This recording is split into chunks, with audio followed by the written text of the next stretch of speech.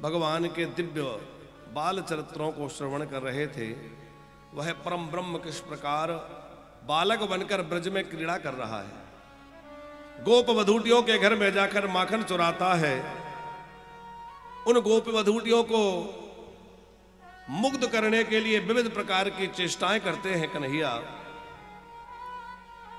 जो परम ब्रह्म है वह ब्रज में आकर सेवक बन जाता है और किस प्रकार सेवा कार्य कर रहा है। अद्भुत लीला है। कल हमने गोवर्धन की पूजा मिलजुल करके की और गोवर्धन पूजा तक के प्रसंग में पहुंच करके हमने गिरिराज जी का पूजन 56 भोग लगाए।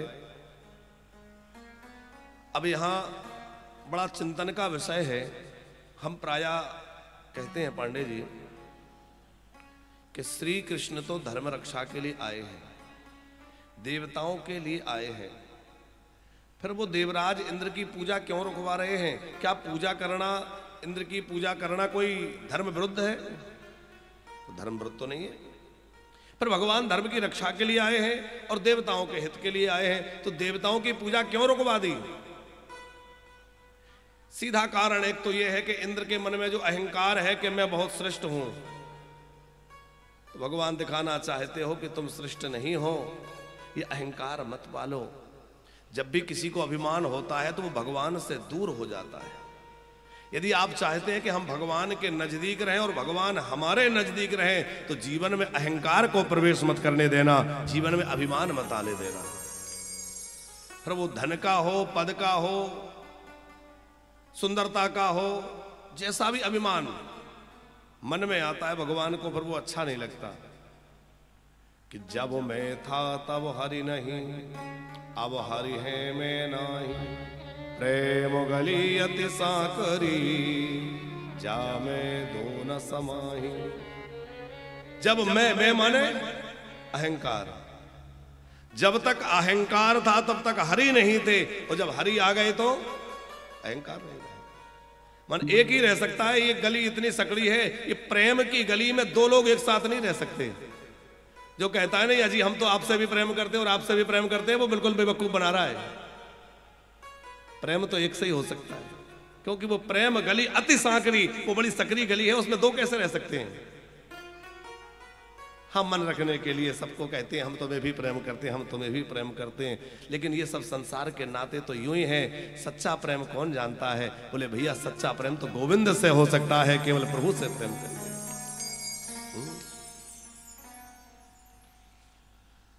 तो इंद्र के अहंकार को दूर करना एक तो इस लीला का रहस्य है। एक बड़ा प्यारा सूत्र है कि जब भी अभिमान मन में आए ना कि हम बहुत बड़े हैं, या हमारे पास बहुत धन है, या हमारे पास ये है, तो थोड़ा सा अपने से ऊपर वालों को देख लो, तो पता चलेगा हमारे पास क्या है। हमसे कितने बड़े बड़े लोग बैठे, हम तो कुछ भी नहीं है, और जब मन में ये गिलानी हो कि अरे हमारे पास तो कुछ नहीं है, बड़ा अभाव का जीवन है, ये भी कोई जीवन है, तो हमसे नीचे वालों को देख लो, हमसे लोग कितने परेशान रह रहे हैं। तो एक कारण तो यह है अभिमान दूर करना है। दूसरा जो बड़ा महत्वपूर्ण बात है वो ये है कि श्री कृष्ण के जो ब्रजवासी हैं, वो ब्रजवासी श्री कृष्ण को भगवान नहीं मानते, अपना कन्हैया मानते हैं। भगवान किसको मानते हैं? नंद बाबा कह रहे हैं भगवा परजन्यो भगवान इंद्रो मेघास्तस्यात्ममूर्तया। परजन्यो भगवान इंद्रो, इंद्र जो है वो भगवान है, ये बात कही। तो इंद्र भगवान तो नहीं है, इंद्र देवता है, देवताओं के राजा हैं, लेकिन ब्रजवासी का मानना क्या है? इंद्र भगवान है। बाबूजी अब जिसको पूजते रहेंगे, जिसके आश्रय में रहेंगे, उसी का लोक प्राप्त होगा, वहीं जाना है। यदि ब्रजवासी इंद्र को भगवान मान के पूजते रहे तो परेशानी क्या है? बोले परेशानी ये है कि इंद्र की उपासना करते करते मरेंगे तो इंद्र के लोक को प्राप्त करेंगे, जिसकी उपासना करेंगे वही मिलेगा। इंद्र लोक में जाएंगे, वहां सुख भोग करके इनके पुण्य क्षीण हो जाएंगे, और ये पुनः लौट करके नीचे गिरेंगे। और भगवान कहते हैं न मे भक्ता प्रणश्यति, मेरे भक्त का नाश नहीं होता। और मैं तो चाहता हूं कि ये मेरे भक्त जो है ऐसे जगह जाए जहां से लौटना नहीं होता। वो भगवान का जो परम धाम है, यत्त गत्वा न निवर्तन्ते, जिस धाम में जाने के बाद लौटना नहीं होता, मैं तो इनको वो देना चाहता हूं। और ये ब्रजवासी कह रहे हैं कि इंद्र भगवान है। अच्छा, सीधा सीधा श्री कृष्ण कहें कि अरे ब्रजवासियों, तुम लोग इंद्र की पूजा छोड़ के मेरी पूजा करो, तो बताओ क्या ब्रजवासी मानेंगे? ब्रजवासी कहेंगे क्यों रे कन्हैया, तू भगवान है, मानेंगे नहीं। इसलिए मैं अपनी शक्ति, अपना स्वरूप गिरिराज जी को प्रकट कर दूं और गिरिराज जी का पूजन करेंगे तो मेरा पूजन हो जाएगा। और गोवर्धन की शरण में जाने से ये सब मेरे शरणागत हो जाएंगे और फिर इनको मेरे लोक की प्राप्ति हो जाएगी। तो मेरी प्राप्ति इनको इस माध्यम से हो, क्योंकि गोवर्धन कौन है? साक्षात श्री कृष्ण है।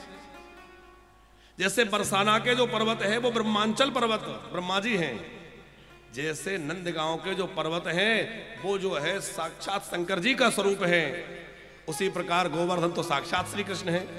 तो गोवर्धन की शरण लेना मतलब कृष्ण की शरण लेना। भगवान कहते हैं जब तू मेरी शरण में आएगा तो मैं तुझे सब पापों से मुक्त करके अपना बना लूंगा। अहम तुम सर्व पापे, सब पापों से मुक्त करके मैं अपना बना लूंगा। तो यह गोवर्धन की जो लीला है, ये अपने उन प्रेमी जनों को अपने आश्रय में लेना, क्योंकि कृष्ण नहीं चाहते कि मेरा भक्त किसी और का भी बने। बहुत ध्यान से समझिएगा। जैसे हमने एक उदाहरण एक दिन दिया था कि कोई पतिव्रता नारी पति के अतिरिक्त किसी और को प्रेम करे, किसी और से कोई वस्तु की याचना करे, तो क्या पति को ठीक लगेगा? नहीं लग सकता। चाहे जितना पर वो अपना समर्पण दिखाए, लेकिन यदि उसकी बुद्धि अन्यत्र लगी है तो वो ठीक नहीं लग सकता।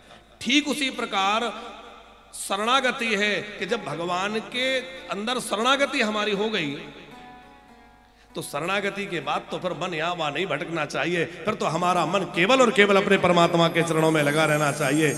यदि आपका मन इधर उधर भाग रहा है, कभी कृष्ण में, कभी राम में, कभी शिव में, कभी किसी में, तो आपकी भक्ति व्यवचरित हो रही है।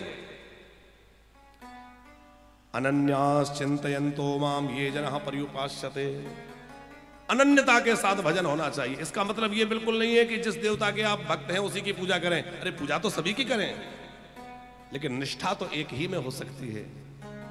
आज यहां कल वहां, ये निष्ठा निष्ठा नहीं है, ये तो स्वार्थ है। जहां हमें ठीक लग रहा है वहां मन ले गए। गोवर्धन शब्द के कई अर्थ हैं। गो अर्थात इंद्रिय, और वर्धन मतलब उनको संवर्धन करना, इंद्रियों का संवर्धन करना गोवर्धन की पूजा है। इंद्रियों का संवर्धन क्या है? भोग भोगने से इंद्रियों का संवर्धन नहीं होता, बल्कि भोग भोगने से इंद्रियों का ह्रास होता है। ये लाला बैठा, इससे कहो ठीक से बैठ जाए बेटा, कथा में बैठे हो, सिनेमा के हॉल में थोड़ी बैठे हो, बढ़िया बैठो। तो क्या कह रहे थे हम? गोवर्धन का अर्थ कह रहे थे, गो अर्थात इंद्री और वर्धन माने बढ़ाना। भोगों से इंद्रियों का संवर्धन नहीं होता, बल्कि भोग भोगने से इंद्रियों का ह्रास होता है। अधिक दृश्य देखेंगे आंखें कमजोर हो जाएंगे, अधिक सुनेंगे कान कमजोर हो जाएंगे। तो भोग भोगने से इंद्रियां कमजोर पड़ती हैं और भजन करने से इंद्रियां बलवान बनती हैं। इन इंद्रियों की सार्थकता ही भजन में है।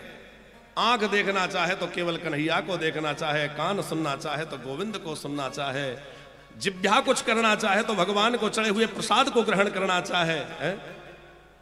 सबई मनः कृष्ण पदार विंदयो बचांसि वैकुंठ गुणानुवर्णने करौ हरिर मंदिर मार्जनादिशु।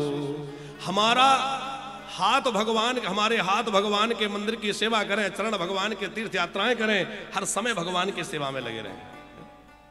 वह गोपी भाव है। देखो, गोपी किसी स्त्री का नाम नहीं है। गोवी ही इंद्रिय ही भक्ति रसम पिबती इति गोपी। जो अपने प्रत्येक इंद्रिय से कृष्ण रस का पान करे है वह जीव गोपी है, पर वह पुरुष भी हो सकता है और स्त्री भी। शरीर स्त्री रूप में है, पुरुष रूप में है, इसका कोई वहां औचित्य नहीं है, वहां महत्व है भाव का। तो अब चूंकि आगे महाराज की कथा आ रही है और महाराज के महाभाव में गोपियों को ले जाना है, तो इंद्रियों का संवर्धन माने जिनका मन थोड़ा बहुत भी इधर उधर लगा हुआ था, गोवर्धन पूजा के द्वारा उनका मन पूरी तरह श्री कृष्ण ने अपने में लगा लिया और कृष्ण भाव भावित होकर के वह गोपियां निरंतर कृष्ण का चिंतन करती हैं। हर पल हर क्षण कृष्ण का ही स्मरण गोपियों के चित्त में लगा रहता है। और आगे बड़ी सुंदर लीला है। जब भगवान ने गोवर्धन की पूजा करवाई, इंद्र को बड़ा बुरा लगा। इंद्र ने प्रलंकारी मेघों को भेजा, बड़ी घनघोर वर्षा होने लगी। ऐसी जोर की वर्षा भई के लगता था सब बह जाएगा। लेकिन भगवान जिसकी रक्षा करें उसका कोई कुछ बिगाड़ सकता है भला? भगवान ने ऐसी रक्षा करी कि 7 वर्ष के कन्हैया ने 7 कोस के गिरिराज को सहसा अपने बाएं हाथ की कनिष्ठ का उंगली पर धारण करके भगवान गिरिराज धरण बन गए। बोले गिरिराज धरण की जय। अब गोवर्धन धारण करके भगवान 7 दिनों तक खड़े रहे। इंद्र के मेघ बरस बरस करके थक गए। अब विचार करने लगे क्या करें। इंद्र समझ गया कि ये कोई मनुष्य नहीं हो सकता, ये मानव का सामर्थ्य नहीं है, निश्चित ही भगवान की सामर्थ्य। अब बहुत डर रहा था कैसे पास में जाऊं, क्षमा मांगने भी जाऊं तो कैसे जाऊं, साहस नहीं जुटा पा रहा था। जब श्री कृष्ण ने गिरिराज को नीचे धारण स्थापित कर दिया तो बाबूजी इंद्र जो है कामधेनु गाय को लेकर आया, क्योंकि कृष्ण जो है सबसे अधिक प्रेम करते हैं तो गाय से करते हैं, और जिसके साथ गैया होगी उस पर कृष्ण क्रोध नहीं करेंगे, इसलिए आगे आगे कामधेनु गाय को कर लिया और पीछे पीछे इंद्र चल दिए। पापी हो अपराधी हो वो भी यदि गाय की शरण ले तो श्री कृष्ण उसको क्षमा कर देते हैं। इसीलिए मरते समय लोग गाय दान करते हैं कि भैया जीवन में जाने अनजाने पाप कर्म बने होंगे, गौदान करके जाएंगे तो वह गाय आगे आगे चलेगी, और गाय के पीछे पीछे जाएंगे तो हम गोविंद के धाम को चले जाएंगे। यमराज हमें डर नहीं दिखाएंगे बल्कि हम गोलोक को चले जाएंगे। तो गाय को लेकर के इंद्र आए और गौ माता के दुग्ध से श्री कृष्ण का अभिषेक हुआ तो भगवान का वहां नाम पड़ गया गोविंद। ये गोविंद नाम इंद्र ने यहां पहली बार पुकारा। यद्यपि गोविंद नाम भगवान का शाश्वत है, ऐसा नहीं है कि गर्गाचार्य जी ने कृष्ण नाम रख दिया, इसके पहले कृष्ण नाम नहीं था, ऐसा नहीं है। जो शाश्वत कृष्ण है वही नाम हृदय में विचार करके और गर्गाचार्य जी ने रख दिया। राम जी का जो नित्य राम नाम है, जैसे श्री राम जी नित्य हैं वैसे ही श्री राम जी का नाम भी नित्य है। वह श्री राम का जो नित्य राम नाम है वही हृदय में विचार कर वशिष्ठ जी ने रख दिया। तो ऐसा नहीं है कि वशिष्ठ जी ने राम नाम रख दिया तब से राम नाम हो गया, कब से है? अनादिकाल से।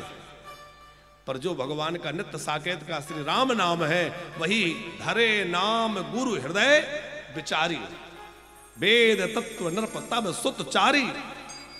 उसी प्रकार यहां गर्गाचार्य जी ने नाम दिए हैं और उसी प्रकार यहां भगवान का गोविंद नाम प्रकट हुआ है। बोले गोविंद भगवान की। इंद्र ने स्तुति करना प्रारंभ किया, क्षमा मांगते भय भगवान आप ही मेरे माताजी हैं, आप ही पिताजी हैं, आप ही गुरुजी हैं, मुझे क्षमा कर दो। कान पकड़ के क्षमा मांगने लगा। भगवान उसकी वाणी को सुनकर के मुग्ध हो गए और कहा कोई बात नहीं है इंद्र, मैंने तुम्हें क्षमा किया, जाओ। बड़ा डरा हुआ इंद्र वहां से भागा। आगे वरुण देवता के सेवक नंद बाबा को पकड़ कर लेकर गए, वो प्रसंग है। और इसके आगे बड़ी मधुर कथा है महारास की। हम लोग सीधा रास की कथा में प्रवेश करें, क्योंकि श्रीमद् भागवत का जो प्राण है वह रास की कथा है। श्रीमद् भागवत में 12 स्कंद हैं। साक्षात श्री कृष्ण ही भागवत के रूप में हैं, और जो 12 स्कंद हैं वो श्री कृष्ण के 12 अंग हैं। उसमें जो 10वां स्कंद है वो श्री कृष्ण का हृदय है, और उसमें भी जो 5 अध्याय श्री रास पंचाध्यायी के हैं वो श्री कृष्ण के 5 प्राण हैं। गोपी गीत मुख्य प्राण है। अद्भुत महाराज सुखदेव जी वर्णन कर रहे हैं। 4 रुपये से कि भगवान पिता रात्रि शरदोत फुल्ल मल्लिका वीक्षरन्तु मनश्चक्रे योग माया मुपाश्रता योग माया मुपाश्रता। देखो महारास के प्रकरण का आरंभ भगवान शब्द से हुआ है। माने गोपियों के साथ जो नाच रहा है वो कौन है? वो कोई मनुष्य नहीं है, वो कोई ग्वाला नहीं है, वो केवल नंद यशोदा का बेटा नहीं है। वो कौन है? तो सुखदेव जी संकेत कर रहे हैं वो परमात्मा है, वो भगवान है। माने इस लीला के श्रवण में इस बात का स्मरण बना रहे कि वो कौन है। क्योंकि यदि हम मनुष्य मानेंगे तो दोष दिख जाएंगे, भगवान में दोष नहीं होते। गोस्वामी जी ने एक चौपाई मानस में कही है, समरथ कहूं नहीं दोष गोसाई, रवि पावक सुर सर की नाई। समर्थ में दोष नहीं होता। एक सज्जन बोले जी ऐसी कौन सी बात हुई, हम करें तो अपराध और कोई बड़ा करे तो अपराध नहीं, तो ऐसे कैसे समर्थ को नहीं दोष गोसाई। हमने उस व्यक्ति से उत्तर दिया, बहुत ध्यान से सुनिएगा, कि आप गंगा जी में स्नान करने गए और गंगा जी से 1 लोटा जल भर के लाए, सोचा कि चलो शंकर जी को चढ़ाएंगे। अब लोटा भर के जल लाए शिव जी को चढ़ाने, आपने वो लोटा रख दिया, पुष्प तोड़ने लगे, कुछ करने लगे, तब तक कुत्ता आकर के उस लोटे को छू गया। गंगा जल से भरे लोटे को कुत्ते ने मुंह लगा दिया। तो आप बताओ क्या उस लोटे को आप गंगा जल को शंकर जी को चढ़ाओगे? नहीं चढ़ा सकते, क्योंकि वो कुत्ते ने छू लिया, अब वो अपवित्र हो गया।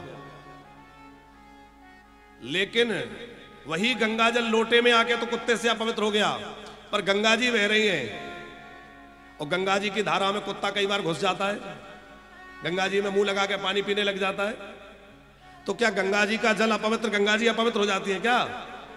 गंगा जी अपवित्र नहीं हो सकती, क्योंकि वो समर्थ है। उसी प्रकार भैया भगवान जो है वो समर्थ है, इसलिए उनमें दोष नहीं देखा जा सकता। और हम लोग हैं उसी का अंश, जैसे गंगा जल से ही लोटा भरा है वैसे है हम उसी के अंश, पर हम में वो दोष प्रकट हो जाएगा। इसलिए भगवान शब्द से आरंभ हुआ है कि वह कोई और नहीं है, वो साक्षात परमात्मा है।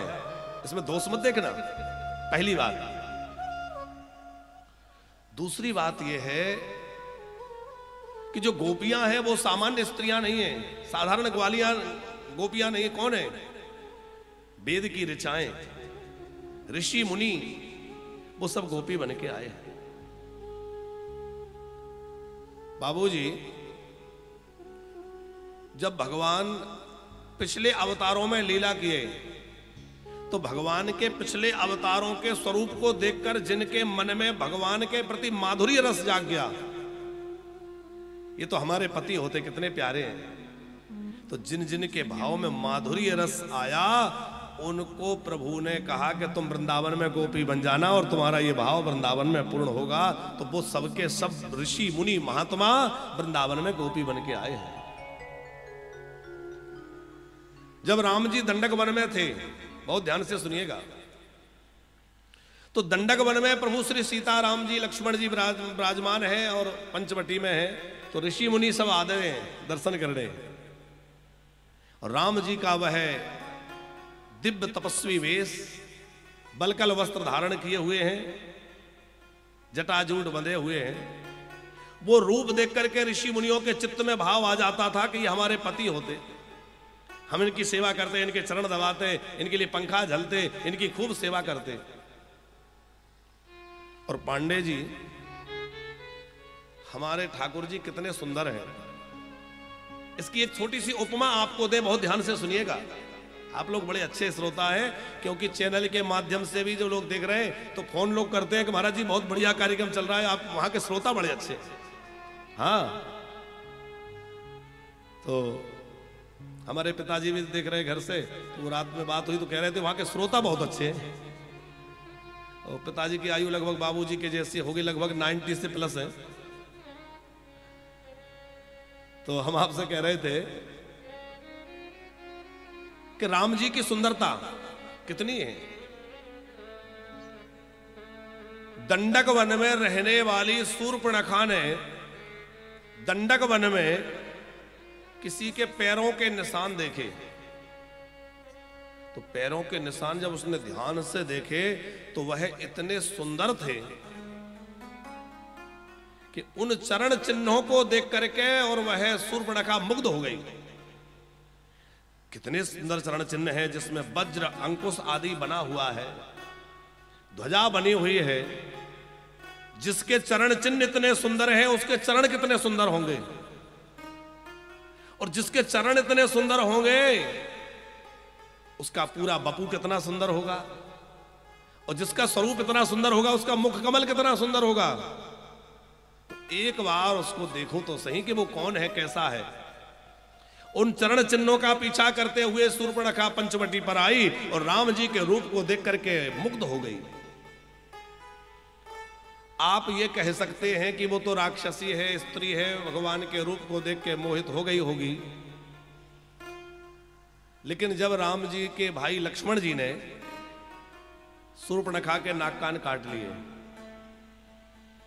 खुद तो विवाह किया नहीं और कोई विवाह कर ले इस लायक छोड़ा नहीं बेचारी को। अब वो वहां से भागी तो कहां गई? अपने भाई खरदूषण के पास में। और जब खरदूषण के पास में गई, वो बड़ी भारी सेना लेकर के आए और राम जी के ऊपर आक्रमण करने के लिए खरदूषण आए।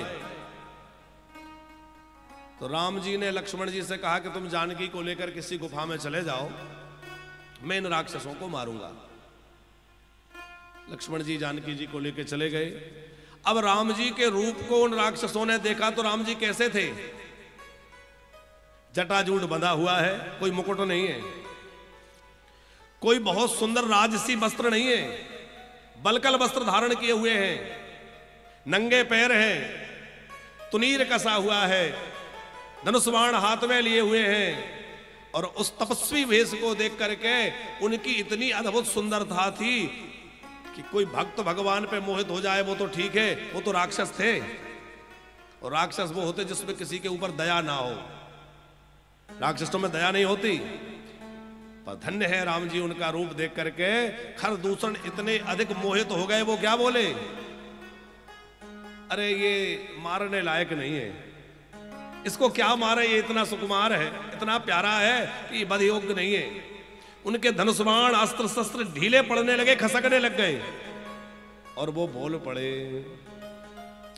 कि जाद्यापि भागनी की न करो पा, जाद्यापि भागनी की न करो पा, बदलायक नहीं पुरुष अनूपा, बदलायक नहीं हो जाद्यापि भागनी की न करो पा, जाद्यापि भागनी की न करो पा, बदलायक नहीं पुरुष अनूपा, बदलायक नहीं पुरुष अनूपा। भले ही इन्होंने हमारी बहन को कुरूप बना दिया और ये बदलायक तो नहीं है, ये बड़े सुंदर हैं, इनसे कहो भाग जाएं। तो आप विचार करो, जिनकी स्वरूप को, जिनकी सुंदरता को देखकर राक्षसों के हृदय की ये दशा हो जाए, उनके स्वरूप को देख करके भक्तों की, संतों के हृदय की क्या दशा होती होगी। जब कोई प्रेमी, कोई अनुरागी, कोई संत जब उनको देखता है तो वह बस उनके ऊपर न्यौछावर हो जाता है, उनके ऊपर बलिहार ही जाता है। तो दंडक वन में रहने वाले तमाम ऋषि मुनि महात्माओं के मन में आया कि राम जी हमारे पति होते, हम इनके खूब चरण दबाते, खूब सेवा करते। तो क्या हुआ? राम जी उनके मनोभाव को समझ गए। उन्होंने कहा अभी तो नहीं हो सकता, पर आने वाले द्वापर में मैं उस समय कृष्ण रूप में प्रकट होऊंगा। उस समय तुम सब के सब गोपी बन जाना और गोपी बन के तुम सब ये भाव अपना पूर्ण कर लेना, खूब सेवा का सुख लेना। तो वो ऋषि मुनि गोपी बने हैं, वेदों की ऋचाएं गोपी बनी हैं। तो अब इस बात को आप ध्यान में रखिएगा कि कृष्ण परमात्मा है, गोपियां जीवात्मा है। यह जीव और ब्रह्म का मिलन है, कोई स्त्री पुरुष का नाटक नहीं है। ये स्त्री पुरुष का मिलन नहीं है, ये ब्रह्म और जीव का मिलन है। जीवात्मा का परमात्मा के साथ विलास ही रास है। उसी को रास कहा है, कोई नाचने को रास नहीं कहते। रास का मतलब है जीव का ब्रह्म के साथ एकत्व। सुखदेव जी कह रहे हैं, भगवान पिता रात्रि शारदोत फुल्ल मल्लिका वीक्षरन्तु मनश्चक्रे योग माया मुपास्मृता।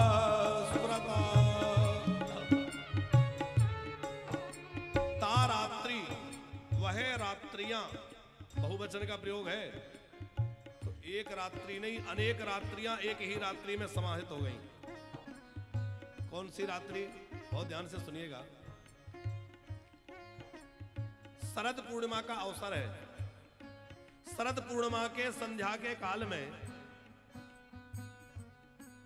श्याम सुंदर अपना श्रृंगार करके बंसी बट पर पहुंच गए और बंसी बट पर पहुंच करके अपनी बांसुरी को अपने फेंटे से निकाला और चारों ओर निहारने लगे। तो क्या देख रहे हैं? पूर्व दिशा में बड़ा ही सुंदर चंद्र प्रकट हो रहा है। शरदोत फुल्ल मल्लिका, उस शरद ऋतु में वृंदावन का सौंदर्य बहुत अधिक बढ़ा हुआ है। कैसा सौंदर्य है? वृक्षों में पुष्प लदे हुए हैं, फल लदे हुए हैं, सरोवरों में कमल खिले हैं, उन पर भ्रमर गुंजन कर रहे हैं, मोर नाच रहे हैं, पक्षी कलरव कर रहे हैं। बड़ा ही दिव्य सुंदर वातावरण है। और वहां श्याम सुंदर ने क्या किया? बोले उसको चारों ओर देखा। वीक्षरन्तु, भगवान अमना है। बाबूजी, भगवान को मन नहीं है। विष्णु सहस्त्र नाम हम लोग पढ़ते हैं, हमारे जजमान जी तो रोज पाठ करते हैं। तो भगवान को अमना कहा है, भगवान को मन नहीं है। लेकिन अपने भक्तों को आनंद लुटाने के लिए भगवान मन स्वीकार कर लेते हैं, मन ग्रहण कर लेते हैं। तो यहां लिखा है वीक्षरन्तु मनश्चक्रे, भगवान ने मन धारण कर लिया और योग माया मुपाश्रितः, योग माया का आश्रय लिया। ये योग माया कौन है? बोले ये योग माया जो है, योग माया का मतलब है जोड़ने वाली शक्ति। योग माने जुड़ना। तो जोड़ने वाली जो शक्ति, क्या जोड़ने वाली? जीव और ब्रह्म को जोड़ने वाली जो शक्ति है वह योग माया कहलाती है। कि योग माया मुपास्मृता,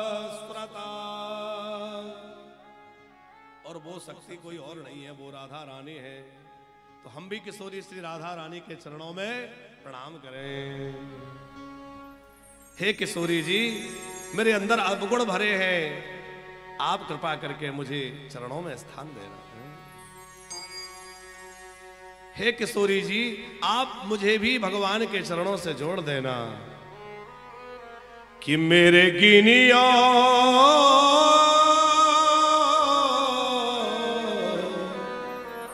कि मेरे गिनियो ना अपराध, किशोरी श्री राधे।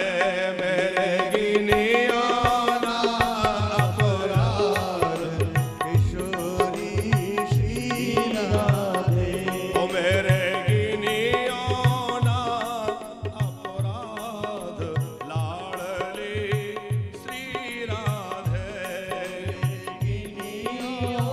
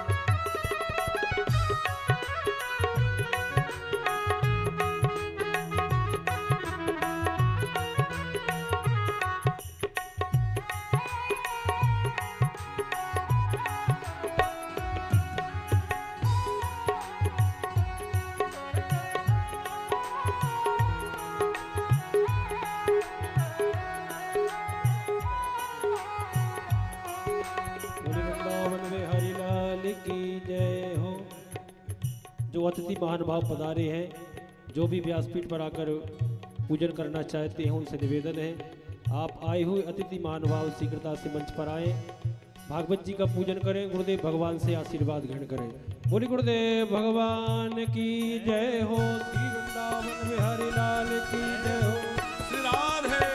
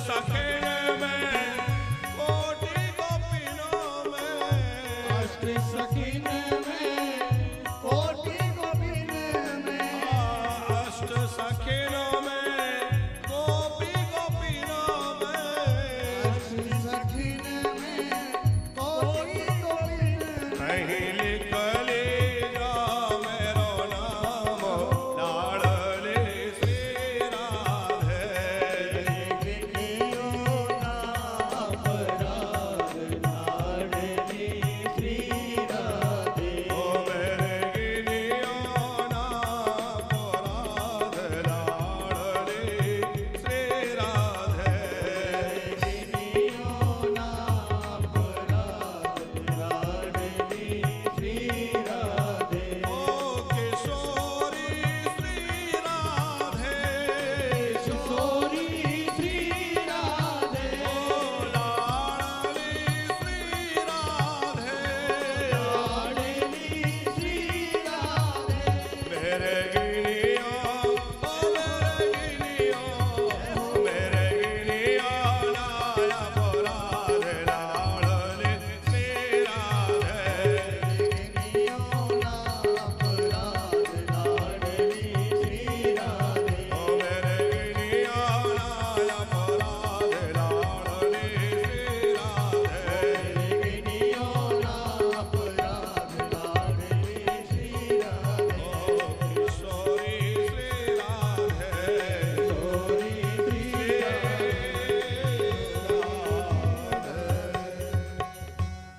बोल राधा रानी की जय। तो योग माया मुपाश्रितः, सुखदेव जी कहते हैं राजन श्री कृष्ण ने महारास के आरंभ में योग माया का स्मरण किया या आश्रय लिया। क्यों? बोले जैसे कोई धनी व्यक्ति अपना खजाना लुटाना चाहे तो तिजोरी की चाबी चाहिए तभी लुटा पाएगा। श्री कृष्ण का जो आनंद रूपी धन है उसका खजाना कौन है? उसका खजाना श्री राधा रानी है। जब तक वो नहीं होंगी तब तक वो कृष्ण आनंद धन कैसे लुटा पाएंगे? श्री कृष्ण की हृदयेश्वरी प्राणेश्वरी सर्वेश्वरी कौन है?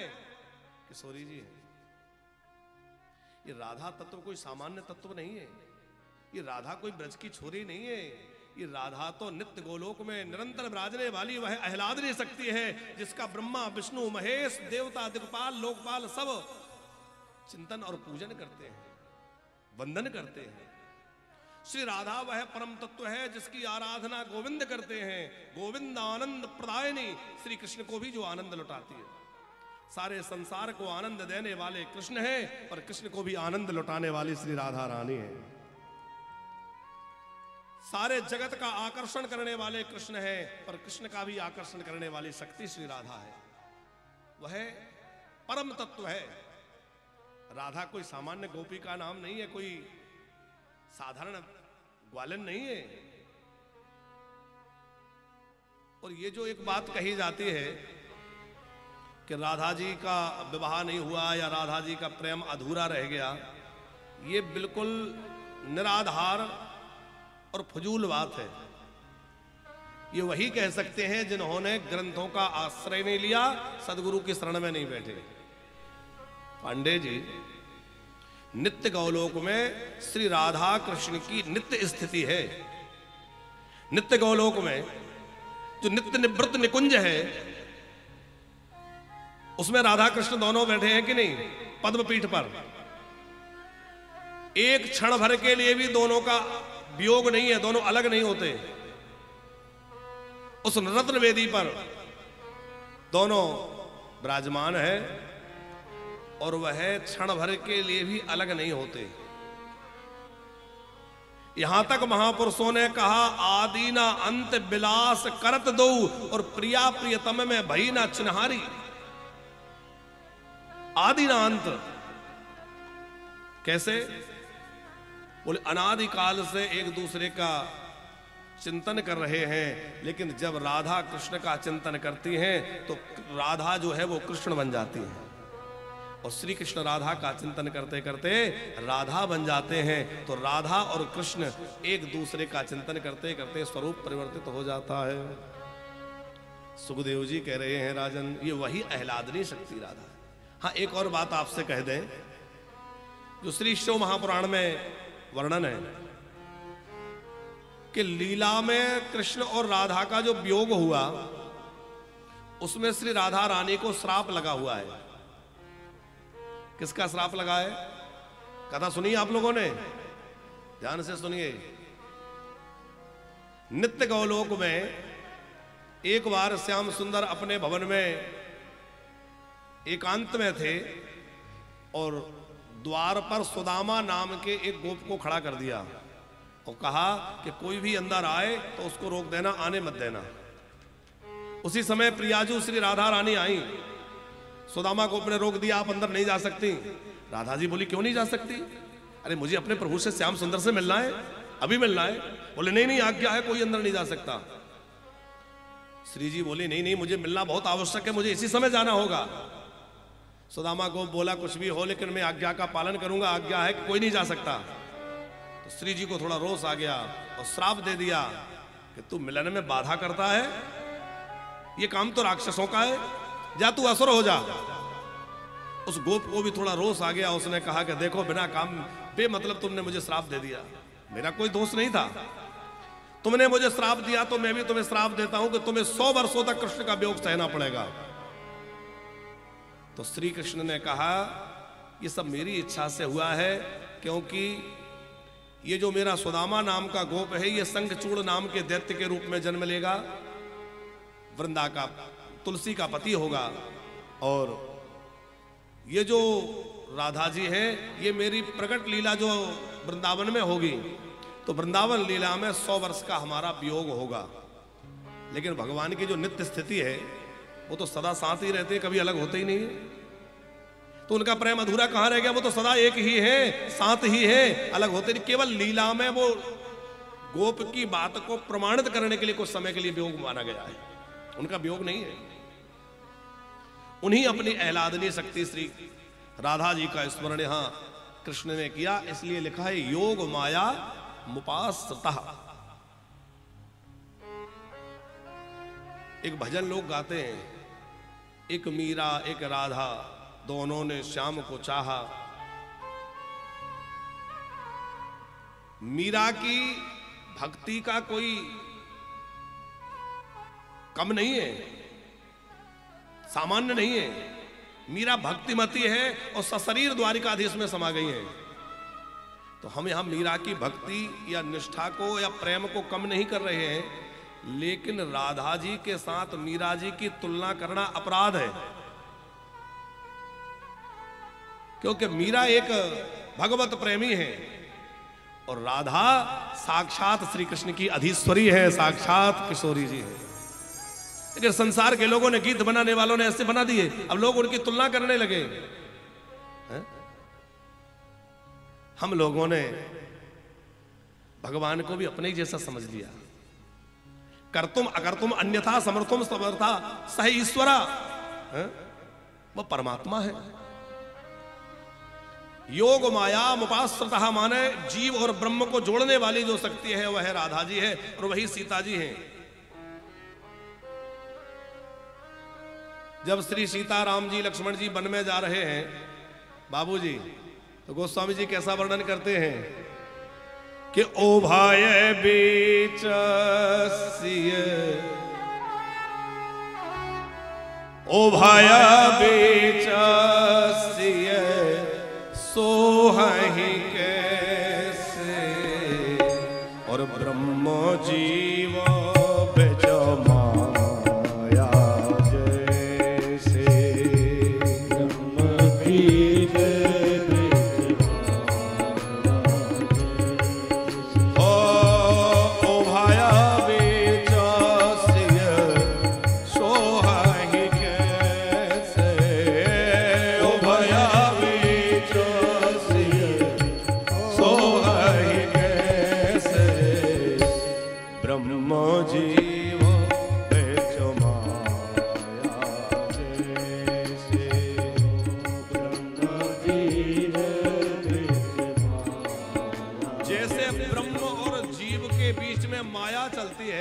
वैसे ही हमारी श्री जानकी जी चल रही हैं। अब आप ये बताओ, क्या जानकी जी माया है? किशोरी जी तो किशोरी जी हैं, लेकिन माया शब्द का अर्थ यहां जो है वो योग माया से है, मिलाने वाली शक्ति, जीव और ब्रह्म को मिलाने वाली। बाबूजी एक उदाहरण से समझें।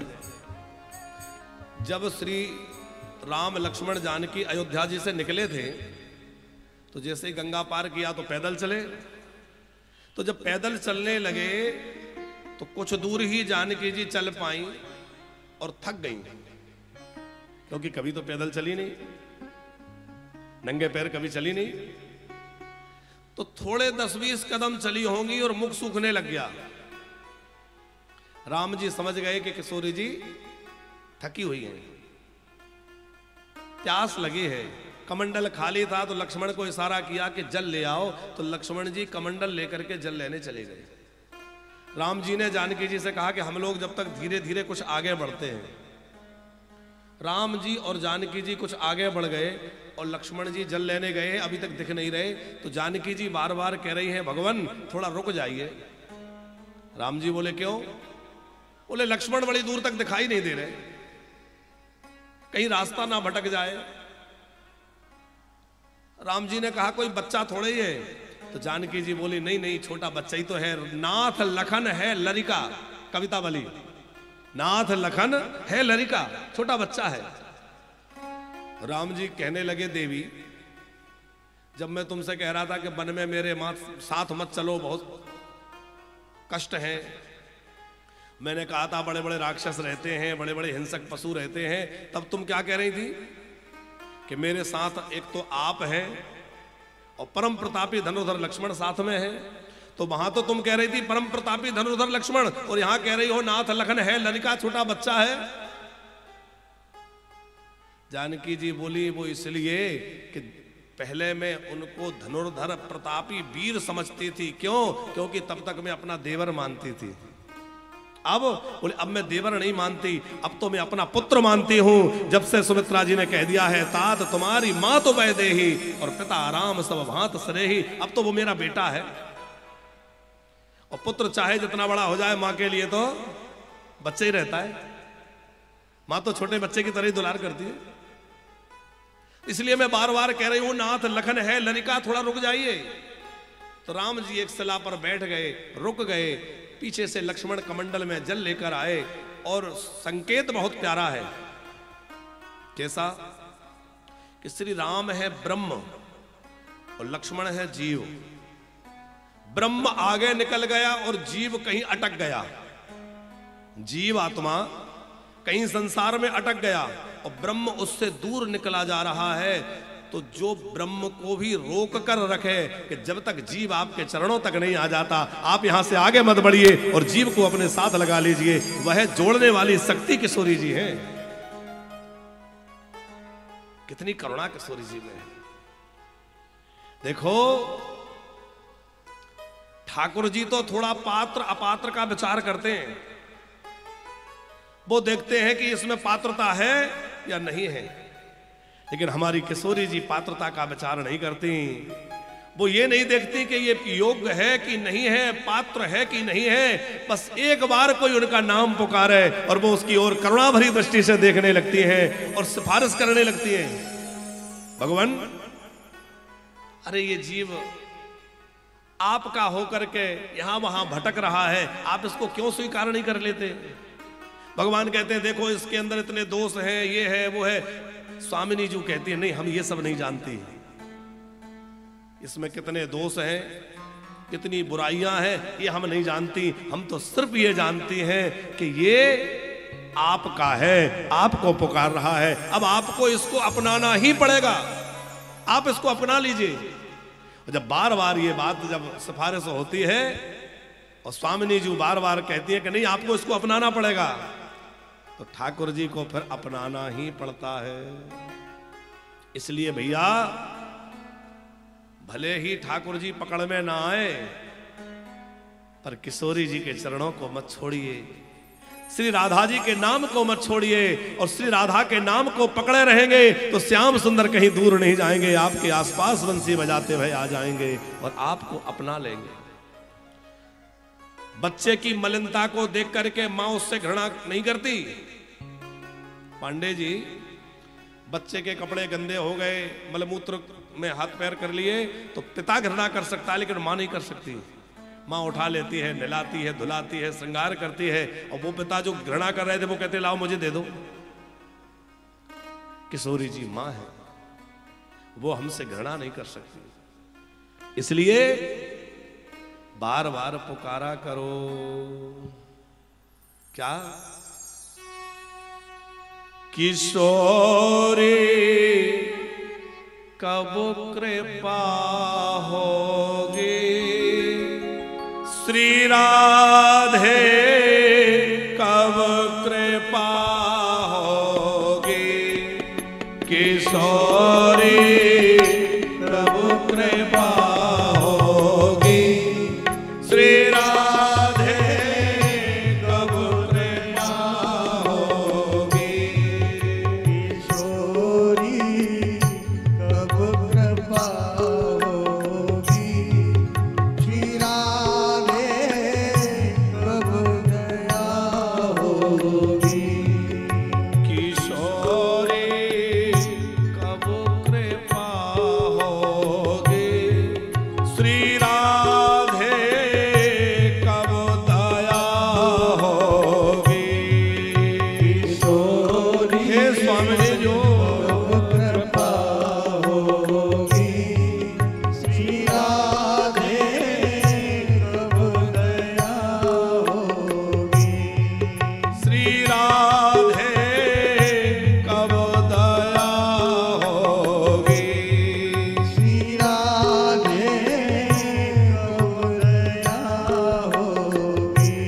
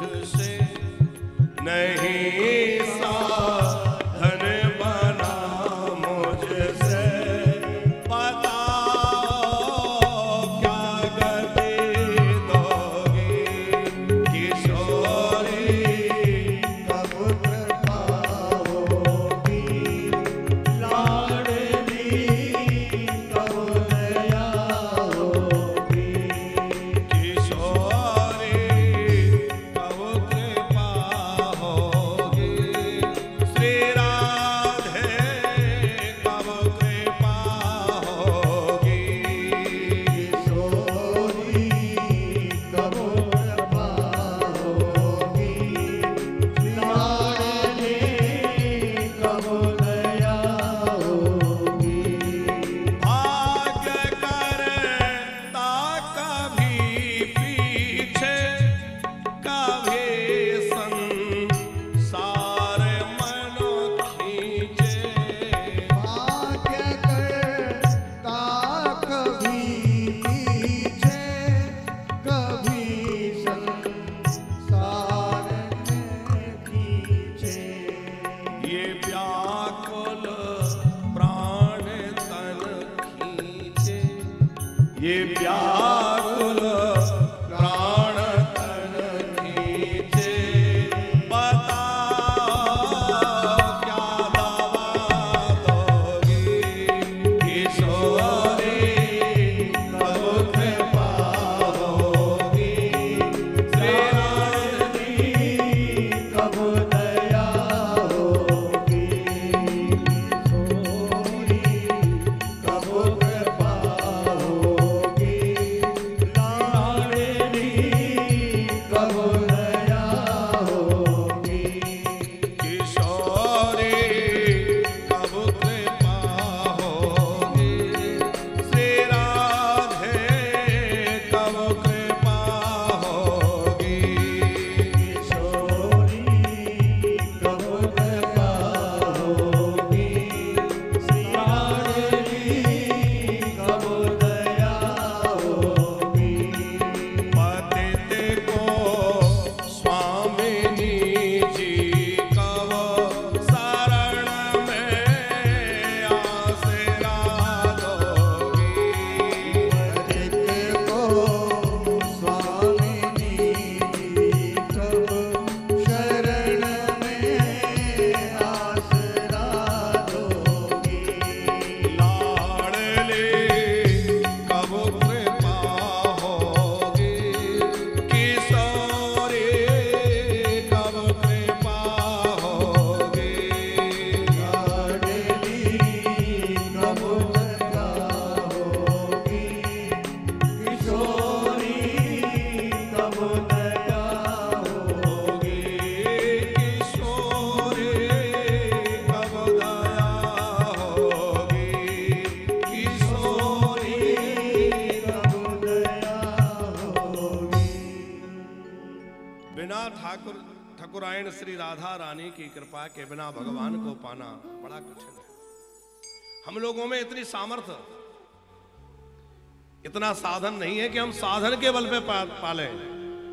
साधन नहीं बन सकता, केवल और केवल कृपा